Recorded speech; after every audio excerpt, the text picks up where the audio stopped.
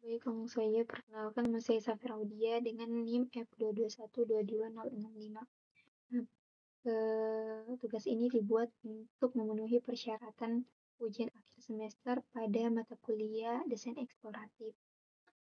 Pada kesempatan kali ini, saya akan memaparkan sedikit mengenai salah satu tokoh arsitektur Indonesia, yaitu H. Neumann yang biasa dikenal dengan arsitek 1000 masjid. Nah, H. Neumann ini lahir di Garut, Jawa Barat pada tanggal 10 Oktober 1925 dan wafat pada 4 April 2016.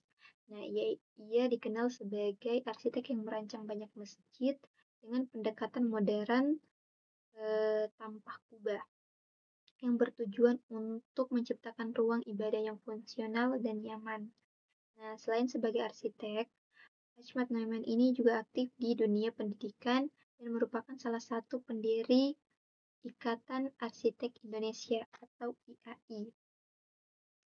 Dan ia juga pernah bergabung dengan Korps Polisi Militer dan berpangkat Letnan II sebelum akhirnya kembali ke dunia arsitektur.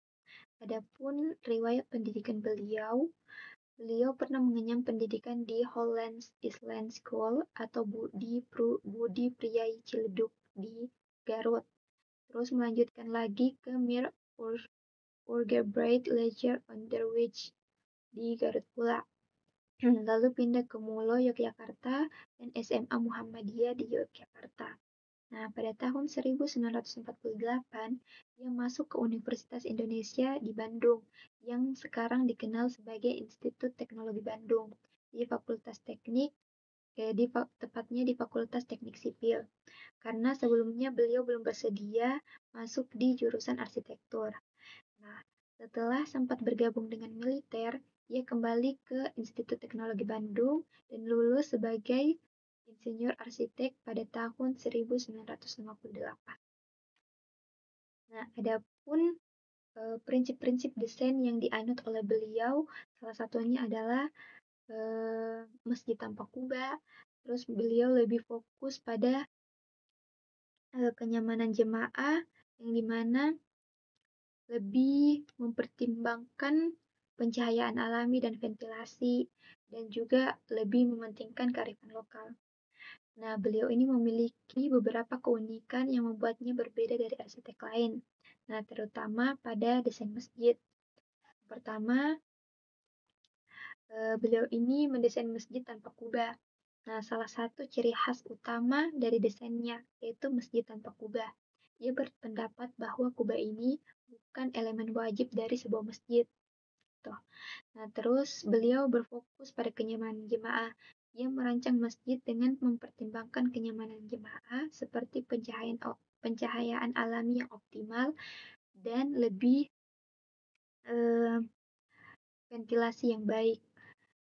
Yang ketiga juga tempat tiang di ruang utama untuk memastikan barisan saf tidak terhalang. Selalu tidak terhalang yang menghindari penggunaan tiang penyanggah di tengah-tengah masjid.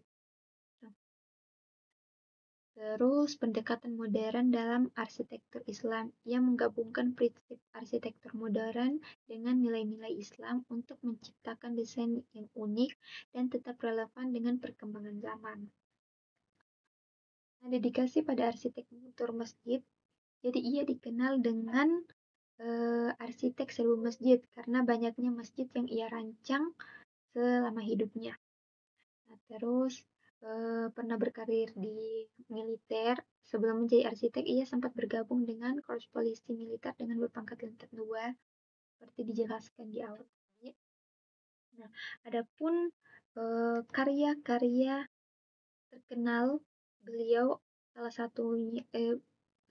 satu di antaranya